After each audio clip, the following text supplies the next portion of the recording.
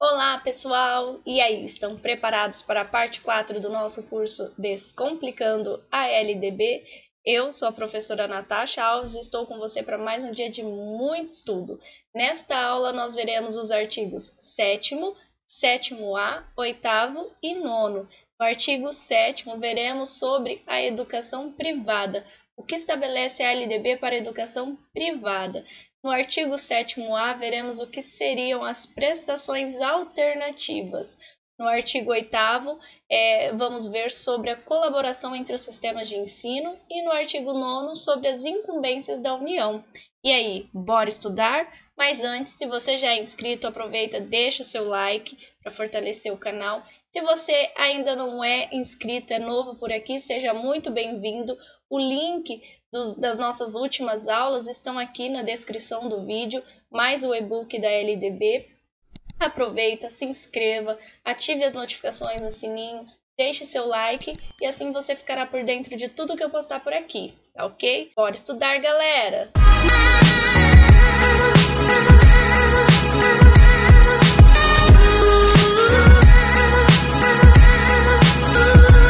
Bom, pessoal, então vamos seguindo por aqui, artigo 7º.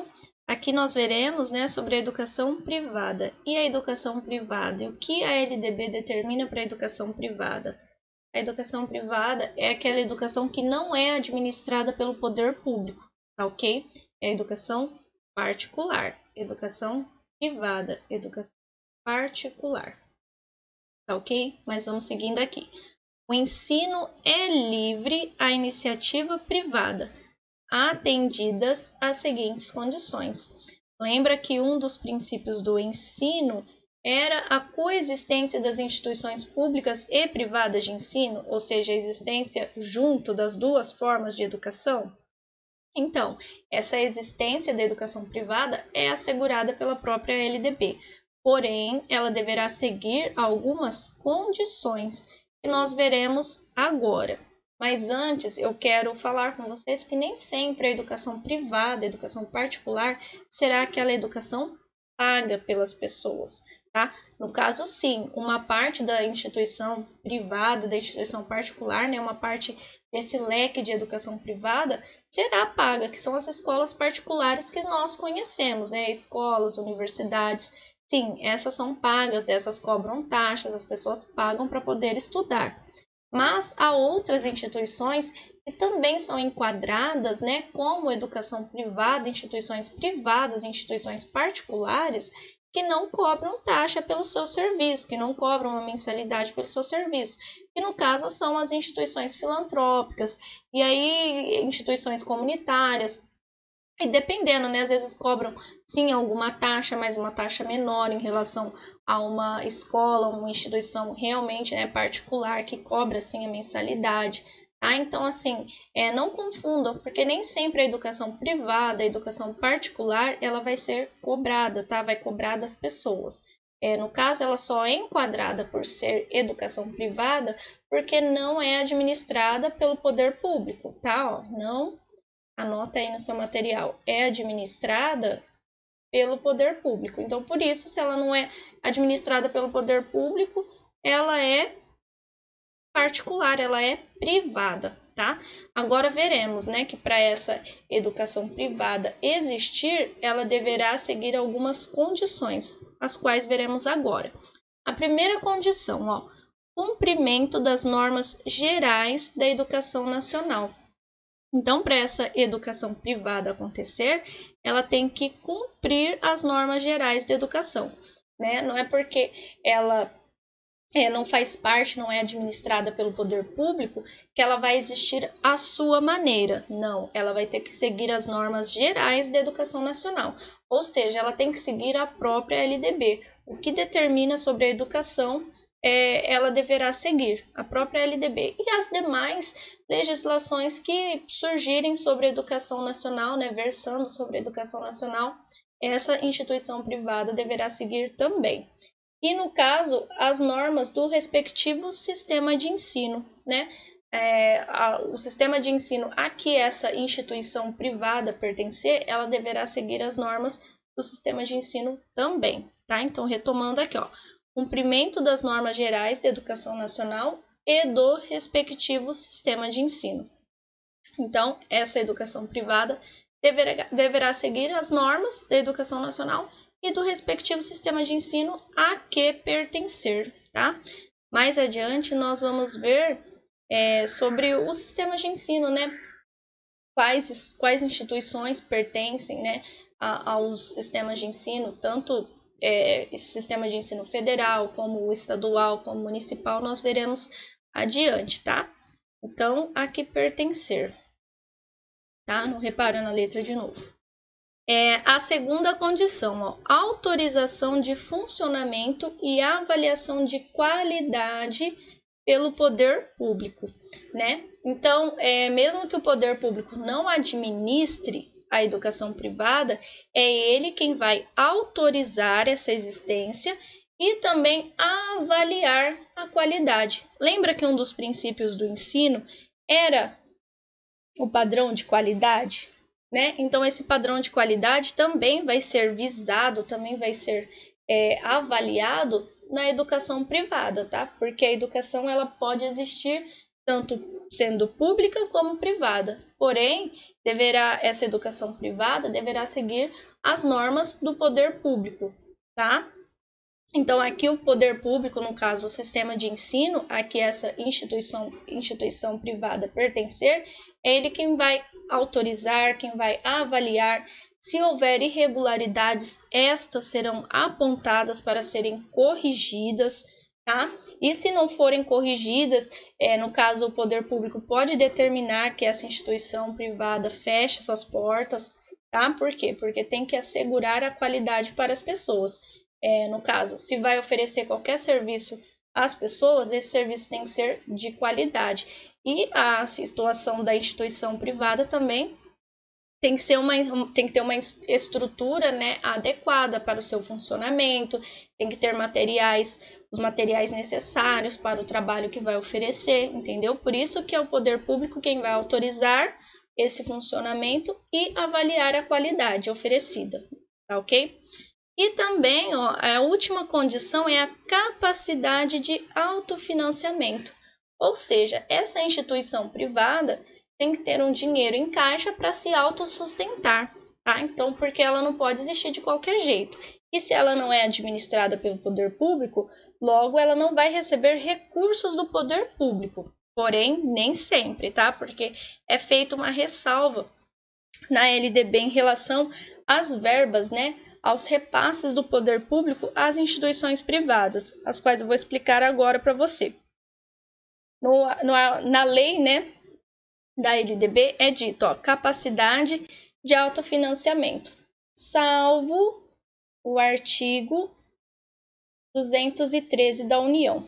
Vou explicar para você, da União não, desculpe, da Constituição. No artigo 213 da Constituição é falado que os recursos públicos serão destinados à escola pública, porém, poderá ser dirigido a instituições privadas, as quais, né, não apresentem fins lucrativos, né, e no caso de encerramento de suas atividades, deixem o seu patrimônio, né, para outra instituição comunitária, filantrópica, confessional, ou até mesmo ao poder público no caso de encerramento das suas atividades, tá? Então, via de regra, os recursos públicos serão dirigidos às instituições públicas, porém, eles podem ser dirigidos às instituições privadas, porém não todas, somente aquelas que comprovem fins não lucrativos e, no caso de encerramento de suas atividades, né, deixem todo o seu patrimônio ao poder público ou a outra instituição que seja também filantrópica, confessional, comunitária, que também, no caso, comprove que não tenha, né, fins lucrativos também, tá ok? Então, vamos seguindo aqui. Trago aqui uma perguntinha para vocês, ó. Aluno pode faltar em dia de prova ou aula marcada e mesmo assim ter nota e presença? Olha a nuvenzinha e o pontinho de interrogação para vocês pensarem um pouquinho. Será que isso é possível? Sim, isso é possível. Por quê? porque se o aluno faltar em dia de prova ou aula marcada, ele terá direito a prestações alternativas. Porém, são todos os alunos? Não, não são todos os alunos, tá?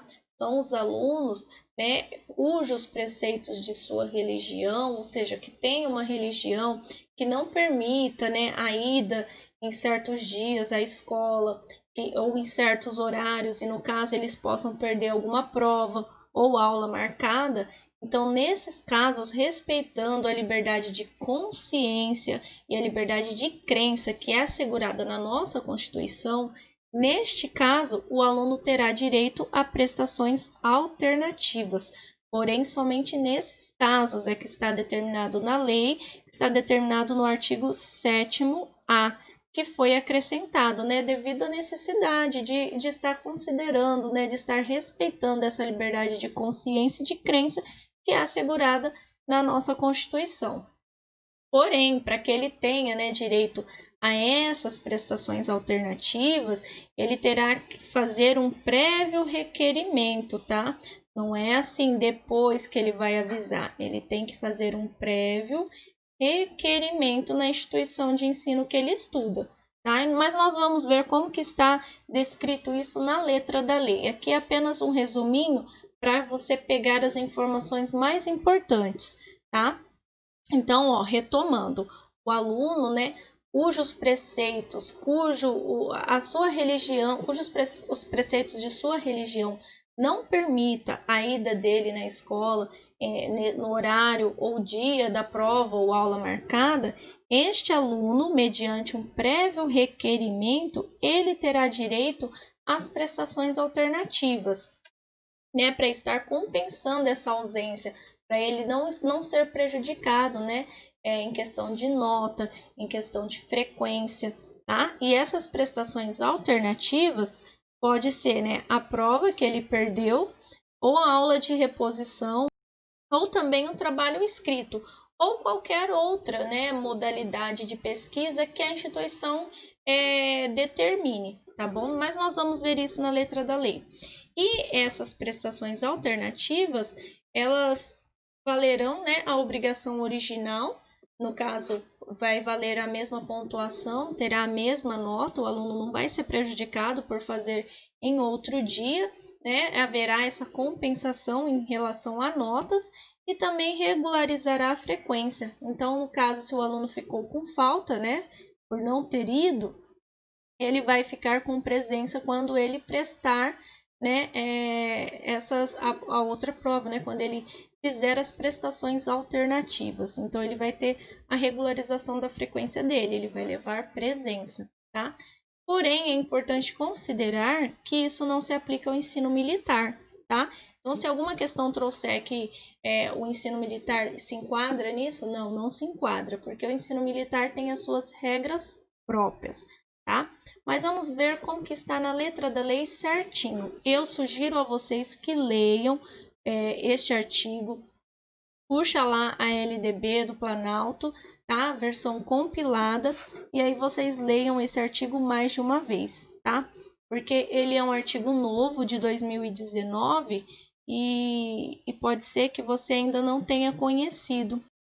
Na letra da lei, artigo 7º-A.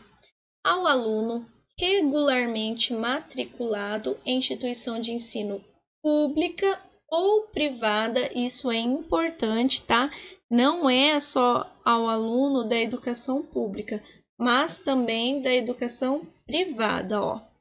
Ao aluno regularmente matriculado em instituição de ensino pública ou privada de qualquer nível é assegurado no exercício da liberdade de consciência, lembra que eu havia falado, e de crença, o direito de, mediante prévio e motivado requerimento, ausentar-se de prova ou aula marcada para dia em que, segundo os preceitos de sua religião, seja vedado o exercício de tais atividades, devendo-se-lhe atribuir a critério da instituição e sem custos para o aluno, isso é importante, sem custos, uma das seguintes prestações alternativas, nos termos do inciso 8º do caput do artigo 5º da Constituição Federal. 1. Prova ou aula de reposição, conforme o caso, a ser realizada em data alternativa, no turno de estudo do aluno ou em outro horário agendado com sua anuência expressa. Então, a prova ou aula de reposição, né, pode ser realizada em data alternativa, no turno mesmo de estudo do aluno, mas também pode ser em outro horário. E se for em outro horário agendado, deverá ter a anuência deste aluno, deverá ter o consentimento deste aluno, tá? Veremos aqui a segunda prestação alternativa. Trabalho escrito ou outra modalidade de atividade de pesquisa com tema, objetivo e data de entrega definidos pela instituição de ensino. Para tanto, deverá observar os parâmetros curriculares e o plano de aula do dia da ausência do aluno. Ou seja, né, quando o aluno realizar essas prestações alternativas, elas deverão estar relacionadas com os parâmetros curriculares e o plano de aula do dia da ausência do aluno. Tá? Não pode ser diferente daquilo que foi trabalhado no dia que ele faltou. Tá ok? Agora nós veremos sobre a colaboração entre os sistemas de ensino. Coloquei aqui até um quebra-cabeça, né? Por quê? Porque o quebra-cabeça simboliza essa colaboração. Artigo 8º. A União, os Estados, o Distrito Federal e os municípios organizarão em regime de colaboração os respectivos sistemas de ensino. Aqui nós vemos, ó, a União, que é digamos assim, a chefe, porém ela vai ter outros colaboradores, que serão os estados, os municípios e o Distrito Federal, que tem valor de estado e de município também, tá ok? Como a União é a chefe, caberá a ela, né, caberá à União a coordenação da política nacional de educação. Então, é ela que vai mandar, ela que vai coordenar a política nacional de educação e também articular os diferentes níveis e sistemas, tá? Em regime de colaboração, tá? E a União exercerá a função normativa, redistributiva e supletiva em relação às demais instâncias educacionais, tá? O que seria a função normativa? Seria, no caso, né, dar as normas, as regras, dizer como que vai funcionar as demais instâncias educacionais. Redistributiva, no sentido de repassar, né, recursos, de repassar verbas. E o que seria a função supletiva? Seriam aqueles sistemas de ensino, aquelas instituições educacionais que precisam de uma complementação a mais da União. Então, isso será assegurado a essas instituições, a esses sistemas de ensino pela União, né? A União vai exercer a função normativa, redistributiva e supletiva às demais instâncias educacionais. E aqui é importante a gente considerar, né, que os sistemas de ensino terão a liberdade, né, de organização nos termos da LDB. Então, os sistemas de ensino têm sim liberdade de se organizarem, né, porém, nos termos da LDB, nos termos do que determina a LDB. Essa liberdade não é uma liberdade total, é uma liberdade segundo o que determina a LDB, tá ok? Artigo 9º. Incumbências da União. Vamos ver quais são as incumbências da União. A primeira aqui, ó, elaborar o Plano Nacional de Educação. Então, se a União é a chefe, cabe a ela elaborar esse Plano Nacional de Educação.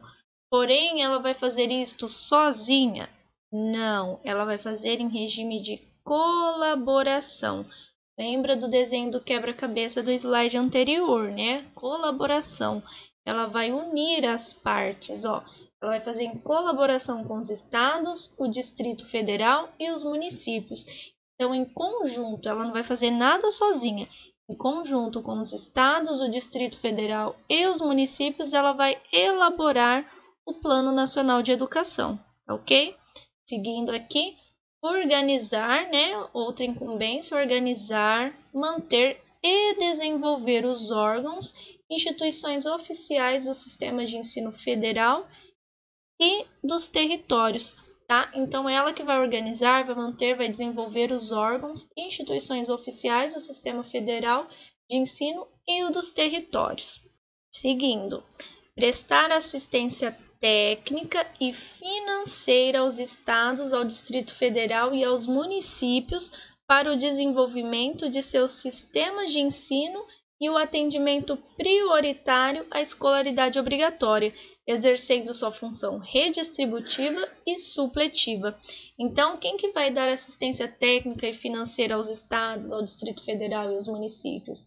A União, tá? Para que assim o Distrito Federal, os estados e os municípios possam desenvolver os sistemas de ensino e assim garantir a escolaridade obrigatória, tá? Que é o dever do Estado com a educação. Lembra que a prioridade do Estado é garantir a educação básica obrigatória a todos, tá? E assim a União estará exercendo a sua função redistributiva, né? Ela vai exercer essa função redistributiva, repassando os recursos, né? As verbas públicas, e supletiva.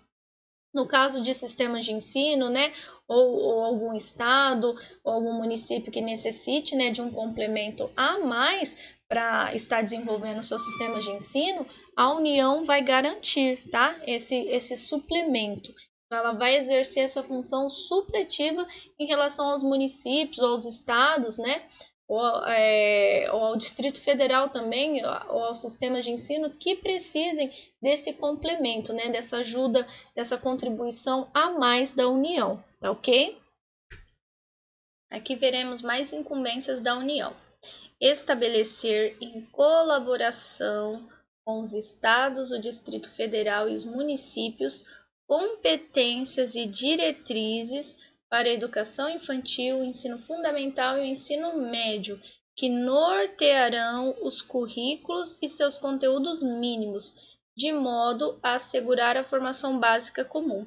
Então, a União, né, juntamente com os estados, o Distrito Federal e os municípios, né, juntos, em regime de colaboração. Lembra que a União não vai fazer nada sozinha. Ela vai chamar os seus estados, seus municípios, o Distrito Federal para colaborar, tá? Então, em regime de colaboração, a União vai estabelecer as competências e diretrizes para o ensino fundamental, o ensino educação infantil, o ensino médio, que nortearão essas competências e diretrizes, nortearão os currículos e os seus conteúdos, né? De forma que assegure a formação básica comum. Né, a formação da educação básica, que é composta pela educação infantil, ensino fundamental e ensino médio. Então, a União, junto com os municípios, os estados, o Distrito Federal, vai estabelecer essas competências e diretrizes que nortearão os currículos, né, e os conteúdos da educação infantil, do ensino fundamental e do ensino médio, tá joia? Seguindo aqui. Estabelecer em colaboração, novamente a palavrinha, né, colaboração, com os estados, o Distrito Federal e os municípios, diretrizes e procedimentos para identificação, cadastramento e atendimento na educação básica e na educação superior de alunos com altas habilidades ou superdotação. Lembra que lá no artigo 4º nós vimos que um dos deveres do Estado com a educação escolar seria o de oferecer atendimento educacional especializado, transversal a todos os níveis, etapas e modalidades de ensino. Então, olha ele aqui aparecendo, né? Então, a União, junto com os estados, o Distrito Federal e os municípios, vão estabelecer as diretrizes e procedimentos para estar identificando, cadastrando e atendendo esses alunos, né, com altas habilidades ou superdotação, atendendo onde? Na educação básica e na educação superior, porque lá é assegurado no artigo 4º, né, que esse atendimento educacional especializado, ele seria transversal, né, a todos os níveis, etapas e modalidades. Então, o nível de educação básica e de educação superior, aqui sendo considerado, né?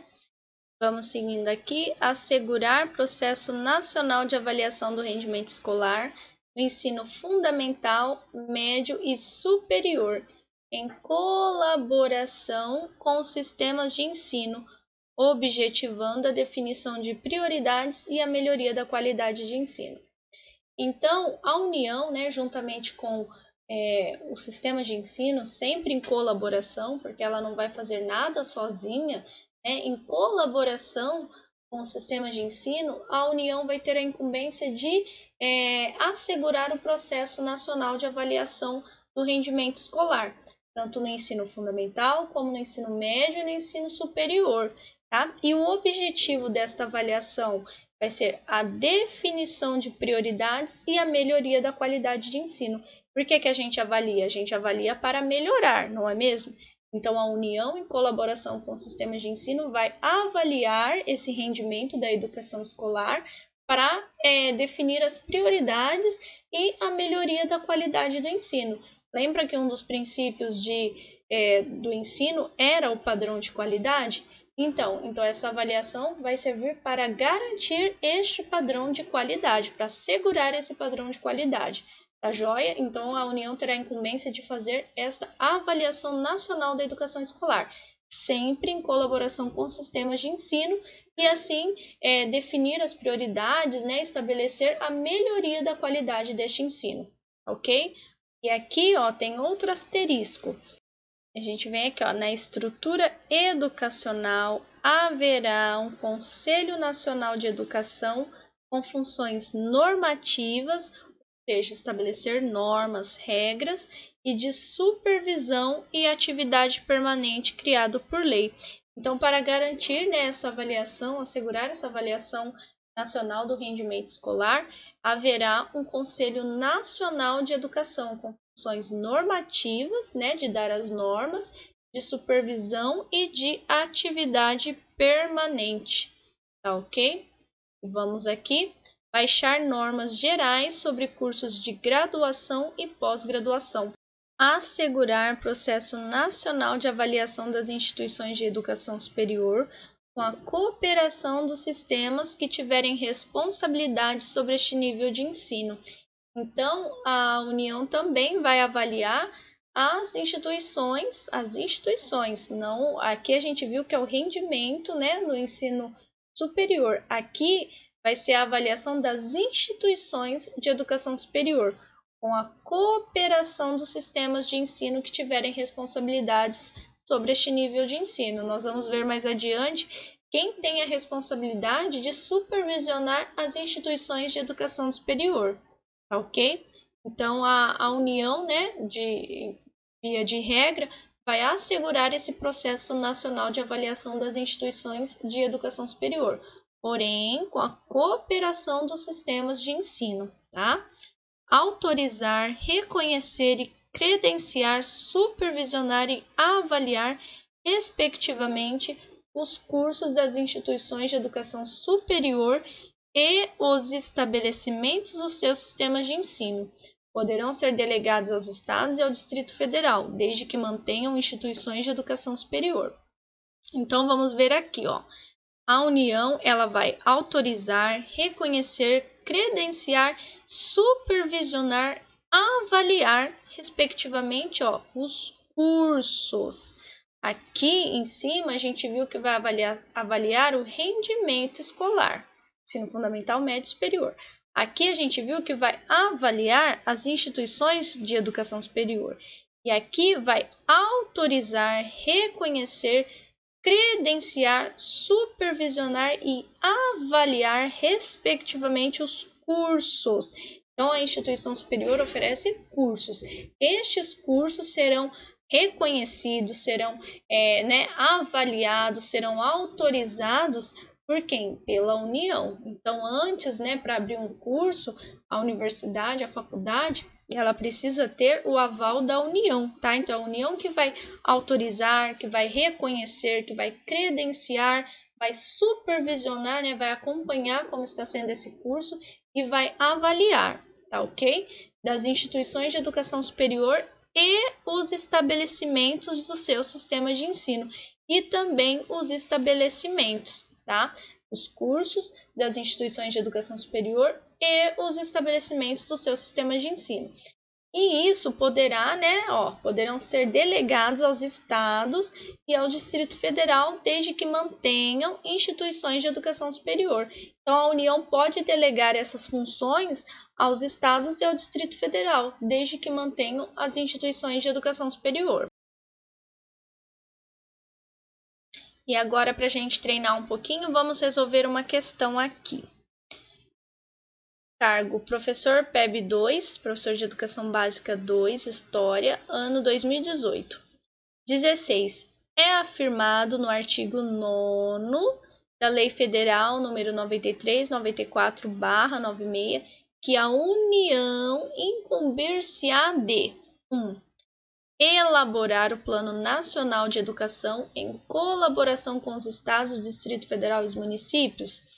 Sim, lembra que nós vimos, né, que a União ela vai elaborar o Plano Nacional de Educação, porque a União é a chefe, porém, em colaboração com os estados, o Distrito Federal e os municípios. Por quê? Porque ela divide as responsabilidades, né? Então, aqui está correto.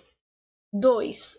Organizar, manter, desenvolver os órgãos e instituições oficiais do Sistema Federal de Ensino e o dos territórios? Sim, é isso mesmo, a União que vai organizar, manter, desenvolver os órgãos e instituições oficiais do Sistema Federal de Ensino e o dos territórios. Está correto também. 3. Coletar, analisar e disseminar informações sobre a educação? Sim, acabamos de ver que ela também vai ter essa incumbência. E para isso ela vai ter acesso a todos os dados, né? E todas as informações de todos os estabelecimentos de ensino. Tá? Então, isso também é uma incumbência da União. 4. Baixar normas gerais sobre cursos de graduação e pós-graduação? Também, ela que vai baixar as normas gerais dos cursos de graduação e pós-graduação, tá correto. 5. Autorizar, reconhecer, credenciar, supervisionar e avaliar, respectivamente, os cursos das instituições de educação superior e os estabelecimentos do seu sistema de ensino. Sim, é a União que vai ter essas funções de autorizar, reconhecer, credenciar, supervisionar e avaliar os cursos de educação, né, das instituições de educação superior e os estabelecimentos do sistema de ensino. Porém, né, ela também pode delegar essas funções aos estados e ao Distrito Federal que mantenham instituições de educação superior. Tá? Então, está correto aqui também. Vamos ver. Todos os itens estão corretos. Está correto o que se afirma em 1, 2, 3, 4 e 5? Sim, todos os itens estão corretos. E aqui finalizamos a quarta parte do nosso curso Descomplicando a LDB. Na próxima aula veremos os artigos 10 e 11. Por hoje é só, pessoal. Se você ainda não deixou, aproveita para deixar o seu like e fortalecer o canal. Um beijo no coração de todos e até a próxima!